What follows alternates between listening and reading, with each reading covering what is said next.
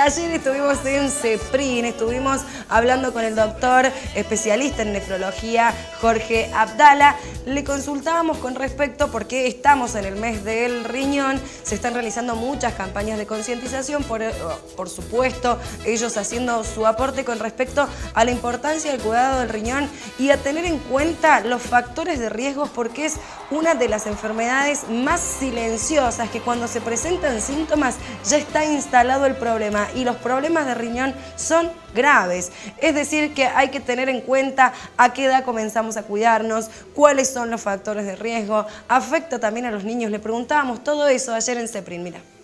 Nosotros, en realidad, el mundo nefrológico es como un festejo y a la vez hacer saber a la población en general por qué tomamos el segundo jueves de marzo de cada año como el Día Mundial del Riñón. Las sociedades científicas a nivel mundial elaboran programas así de prevención y de concientización, sobre todo a la población general. Y es muy interesante porque bueno, nosotros participamos como sea, y este año hicimos una reunión en el Sheraton en Córdoba, en el cual invitamos a participar al Ministerio de Salud, a las autoridades del APROS y a todas las autoridades de las entidades que manejan pacientes APROS sobre todo, pero estaba dirigido también a los otros pacientes en general, a la población en general, para informar acerca de este evento.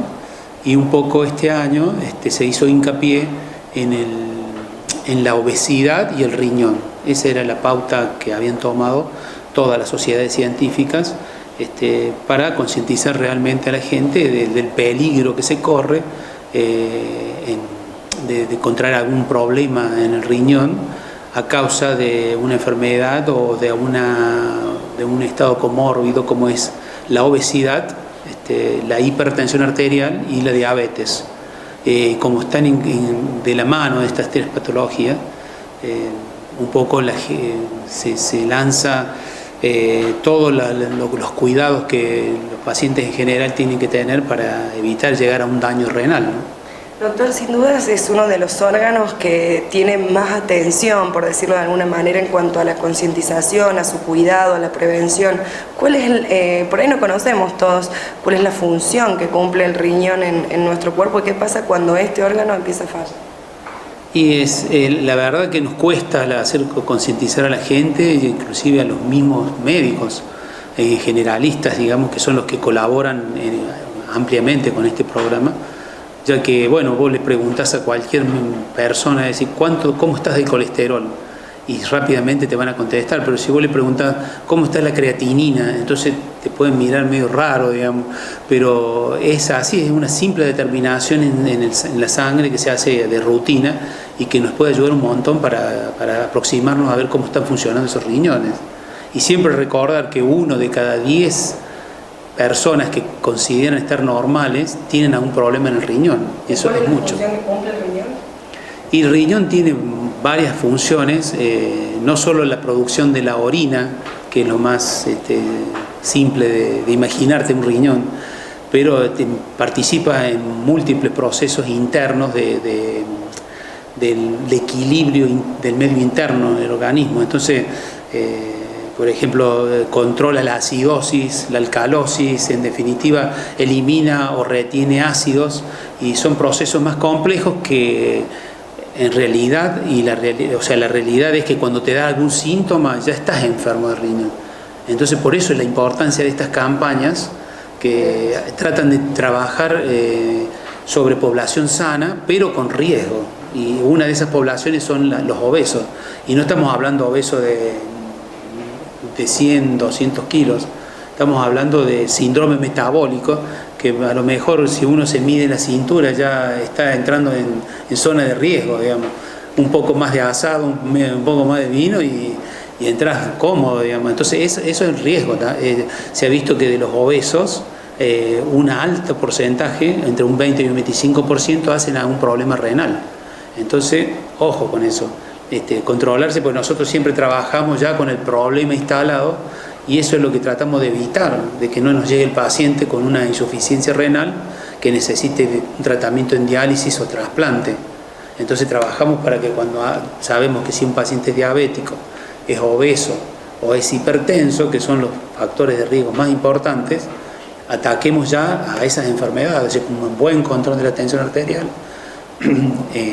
tratar de bajar de peso, hacer actividad física, hacer una vida saludable. Y con eso ayudamos un montón y realmente eso evita llegar a un problema renal. ¿Puede afectar también a los niños o se da más en casos adultos? Bueno, en los niños lo que se da más frecuentemente son los problemas congénitos, enfermedades que ya nacen con alguna malformación o aquellas glomerulonefritis que pueden ser primarias, es decir, una enfermedad inflamatoria del riñón propiamente dicho, por una causa primaria o una causa secundaria, como cuando consumen carne en mal estado o carne cruda concretamente, que le da el síndrome urémico hemolítico, y eso da insuficiencia renal, que es bastante común lamentablemente en nuestro medio. En los niños es muy común eso.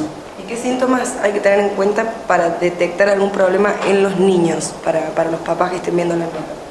Bueno, en los niños habitualmente, primero si es obeso, vos viste que hay unos nenes que son mucho más gorditos que los otros, siempre controlarlo con el médico pediatra, con el médico de cabecera, que seguramente le va a hacer un control de la función de sus riñones, y por supuesto hacer una vida saludable, como te decía, que trate de bajar de peso y darle alimentos que no le, evitar la Coca-Cola o todas las gaseosas con mucho azúcar. La azúcar es tremenda.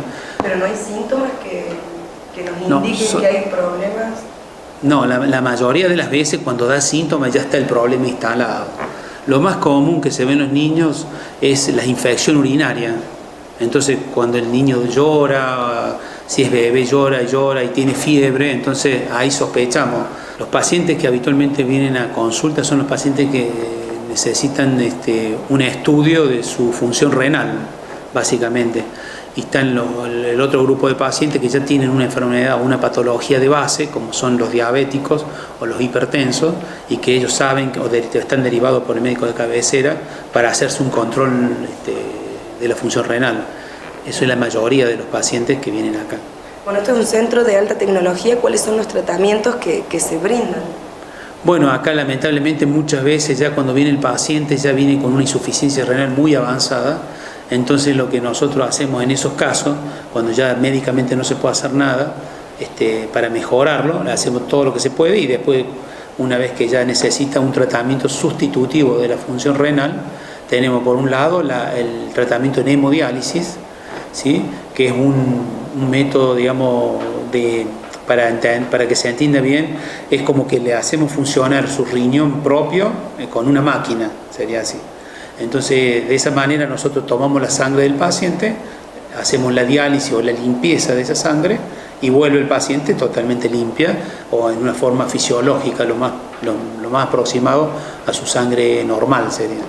Ese tratamiento se denomina hemodiálisis y se hace 3 veces por semana y la duración de cada tratamiento es en base a la superficie corporal del paciente, pero oscila entre 4 y 5 horas cada tratamiento. Eso es lo que habitualmente en todos los lugares del mundo se hace para producir la diálisis de ese paciente. El otro tratamiento que también es comparable con este tratamiento es la diálisis peritoneal, que es otro tema que ahí, digamos, ahí utilizamos líquidos especiales en la cual son en base a glucosa, y ese líquido lo incorporamos dentro del organismo del paciente, lo dejamos en su organismo y cada 6 horas aproximadamente hace un cambio, pero eso lo hace el paciente solo.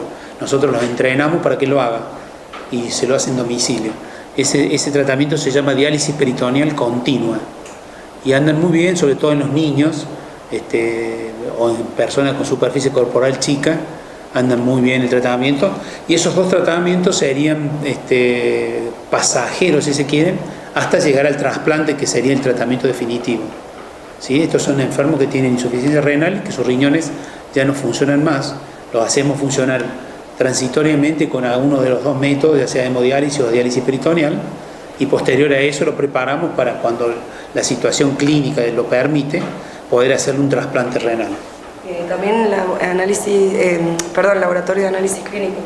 Sí, eso tenemos la ventaja de tener un laboratorio especializado en nefrología y que nos permiten rápidamente obtener los resultados de un chequeo clínico, ya sea nefrológico o lo que nosotros necesitemos en ese momento. ¿Abierto a todo el público, doctor? ¿Cuáles son las obras sociales con las que trabajan? Acá trabajamos con todas las obras sociales, particularmente con el PAMI, con el APROS y todas las otras obras sociales gremiales. Ningún problema, y lo mismo el laboratorio, o sea que nosotros al hacer el chequeo previo, digamos, lo hacemos digamos, a través de las obras sociales, obviamente. ¿Cuáles son los días y horarios de atención? Acá se trabaja todos los días de lunes a sábado, y la atención es por la mañana y por la tarde, o sea, está la secretaría donde se toman los turnos y ellas van distribuyendo los días que estamos haciendo consultorio externo. Bueno, doctor, gracias. Por favor, gracias a usted.